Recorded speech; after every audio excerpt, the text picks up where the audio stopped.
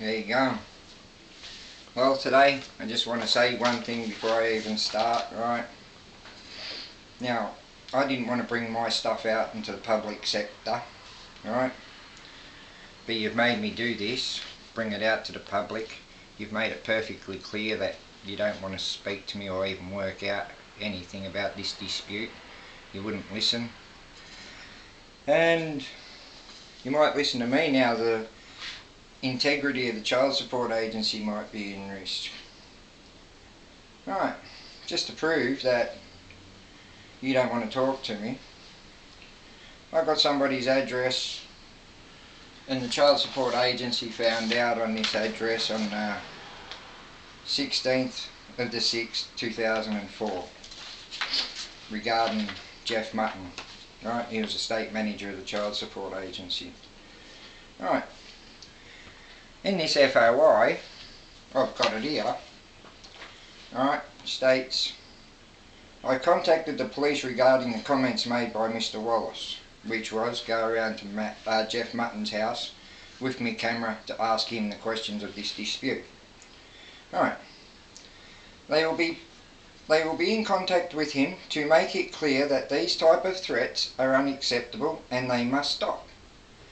Right, I haven't threatened anybody with anything.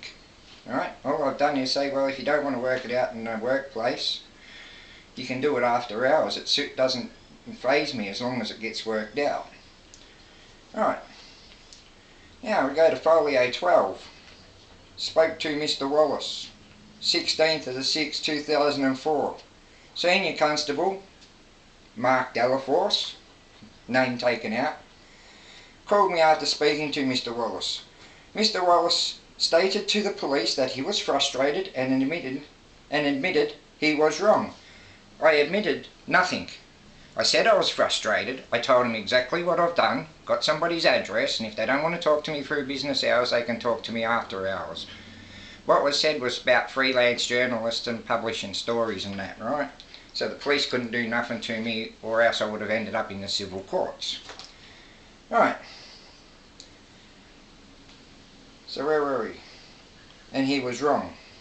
To be made such comments, and he understands that he cannot make such comments in the future. I did not say that at all. I said if they don't do it, this was what will happen. Now I'm up to here. I've been in good faith. I haven't come to your house and harassed you. I want you to do it in your workplace. Now come on.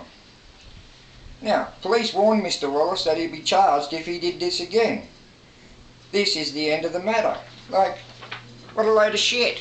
It's all lies. I think somebody better go and ask Mark Delaforce personally on what was said about that. Alright. Turn the page. About my one-man protest at the Geelong Smart Centre. The police come. I got video footage of this from a dash cam, which I set up.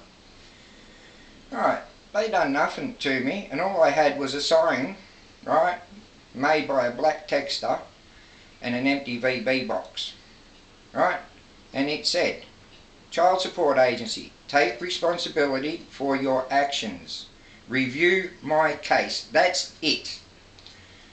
So, I'm trying to get through to you. Have a look at my case. Don't, go through it properly. I've got all the paperwork. You bullshit to me, I know you're bullshitting to me. Now, this is where I'm going to get into a little bit. Don't judge a book by its cover. I know what I am. I got to year 9 in Werribee Technical School. That's all. I'm a fisherman in Bundaberg. A stupid fisherman. No, I'm not a stupid fisherman. I'm a smart one, and I love what I do. It's all about enjoying what you do in your work. And I love fishing. I used to love fishing before I was a professional fisherman. So, that's alright. So we're going to get into this workplace order again. Alright?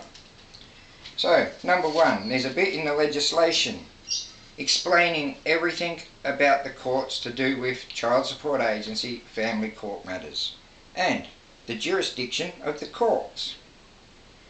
And if anything's done in any sort of way, shape or form, right, the court that has to hear this has got to be the family court or higher of the state or territory I reside in. This workplace order was done in the ACT. These people should already know about jurisdictions of courts. So we'll go into it. Went to court for a workplace order, which is a civil action. We had 3 government solicitors, right? One of them looked like a 2-bit whore that just come off the streets of St Kilda. The other one was a sleazy, dirty scumbag, snarling and sneering and making my daughter feel so uncomfortable to the stage she cried. Right, and I have your name because she did make a complaint to the courts and try and put a civil action on you. But she was in hospital having a hysterectomy the time this court case was on. But that's a different story. So, he's a solicitor too, so they should have known exactly what jurisdiction that I should have been placed under or when to do it. I had to travel to the ACT. Every time I had to travel there from Bundaberg, it's a $2,500 round trip. Now I'm asking the Commonwealth Department of Public Prosecutions to pay me back every cent that this was out of jurisdiction. So, I go in there, the 3 solicitors. Well, by the time I left there, the judge was going nuts at him, telling him what law that he has to run under. Now I love it, being the only one there representing myself, when judges get up these educated idiots.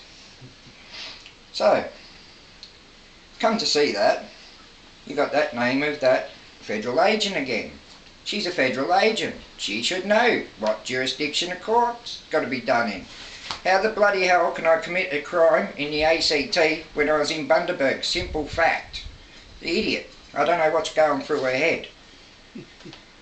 So, I made the Department of Public Prosecutions lady in the ACT all by myself get a mouthful off the judge and sent back to the office twice and told to look the legislation up. So I made her look like a complete and utter idiot too.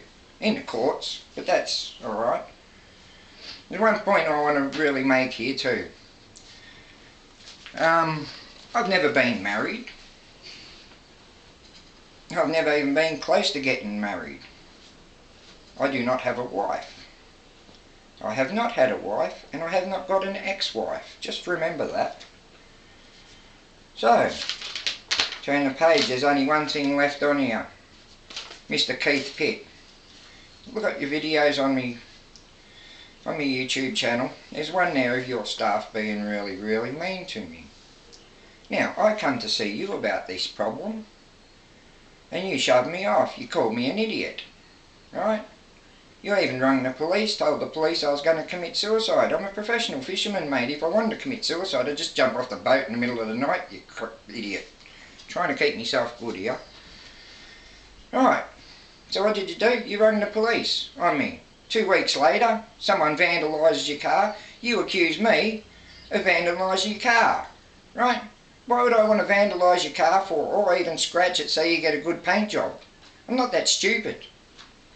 And I remember you, Mr. Keith Pitt, getting on the news, going off at the old mayor, going, you spend all the money on the Rubiana race plant, you deal with it, you shouldn't have done it, you got up her. And she was a lady. You got up her big time, on TV. Your mate Jack Dempsey, another LNP person, comes into being a mayor. Oh, Jack, how much money do you want to finish your Rubiana race plant? I've seen you carry on bloody landline in the background as an idiot when the prawn festival. You were just trying to get your head in the camera. I don't want my head in the camera, I've got to put it in there because you pricks made me do it. And you talk about Jack. I went to see him about a safety problem when he was Police Minister for Queensland. Didn't even get back to me. Safety in the workplace is number 1. So I'm going to point this one out to him. Now he's Mayor of Bundaberg. Alright, just go over to East Bundaberg Backpackers. Sit on the corner. Have a look up at the 2nd story. See how far the windows can open. Right? Can anyone jump out of there? Can anyone get pushed out of there? Where do they go when if it happens? You're not going to do nothing about it until somebody dies. Well, cop it this time. I'm doing it in public area. Right? I've got up ya. Deal with it. Take responsibility for your actions. Everybody has to. Thank you very much. I'll be back tomorrow.